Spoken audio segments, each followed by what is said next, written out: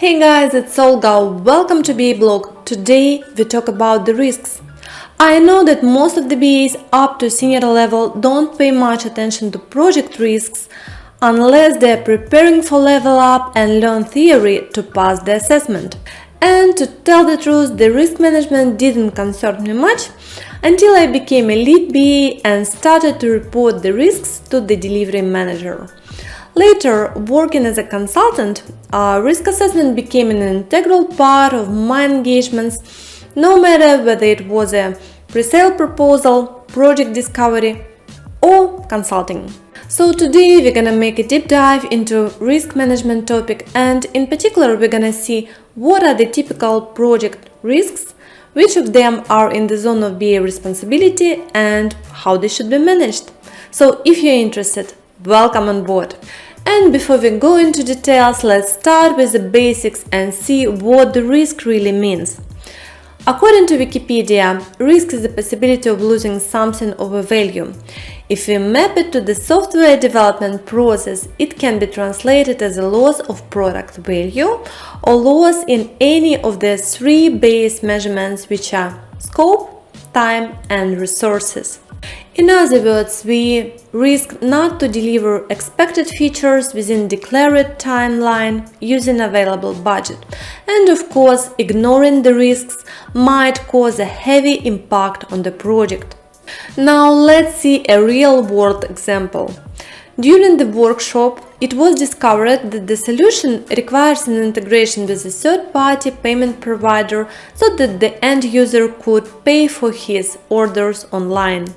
This functionality requires compliance with regulatory requirements in terms of storage and processing of payment details provided by the end user. This is a potential risk that should be identified, communicated, and mitigated properly before the design stage. Otherwise, it will cost $1 million of penalties for our customer. Now let's see different risk sources you can potentially face from the BA perspective. The first is a scope. It includes any uncertainties and potential blockers related to solution capabilities and features, and it is especially critical for the fixed price projects.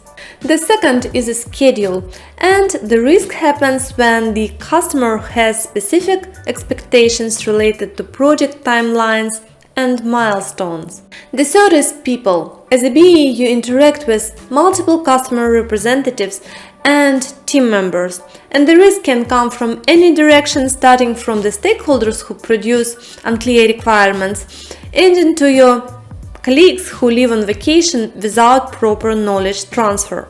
The fourth is regulatory and business rules. This is an external risk you might not be even aware of. However, as you can see from the example we discussed earlier, it can impact the project dramatically. The fifth is the processes. Broken processes or absence of real processes cause additional complexity. And from the BA perspective, I am of course talking more about the requirements management processes. And finally, the requirements themselves. Unclear, puzzling, changing requirements are the source of the risk by default. There are many more potential risk sources that can be classified as internal or external depending on whether they appear inside the project ecosystem or outside. But those I mentioned are the most likely ones you're gonna face from the BA perspective. Now let's see how the risk can be managed. The risk management process includes several stages. These are identification, analysis, evaluation, communication, and monitoring. Now let's have a closer look at each particular stage. Risk identification. In 2 words, you see a potential risk and you document it, specifying the risk summary and the risk source. It can be done in special trackers or you can do it in Excel. After the risk is identified, the next step is analysis. You analyze the potential risk and specify all potential negative effects. The next step is to evaluate the risk. And here you evaluate the risk probability in percentage and risk severity, or in other words, the risk impact. On the next step, you calculate the risk index. In other words, you translate the risk impact into numeric value, and to do it you multiply the risk impact by the risk probability. Now that you identified and evaluated the risk, it should be communicated properly. Remember, the risk should be communicated to a person who has authority and ability to resolve it, and potentially it can be your solution architect, project manager, delivery manager, or customer representative. Also, at this stage, the risk treatment strategy should be defined. There are 4 main strategies dealing with risk, and these are to avoid, to reduce, to accept, and to transfer. The most likely scenarios for IT projects are to avoid, to accept, or to reduce. And the decision on whether to accept the risk or to treat it should be done based on the evaluation results. Also, the person responsible for the risk treatment should be clearly defined.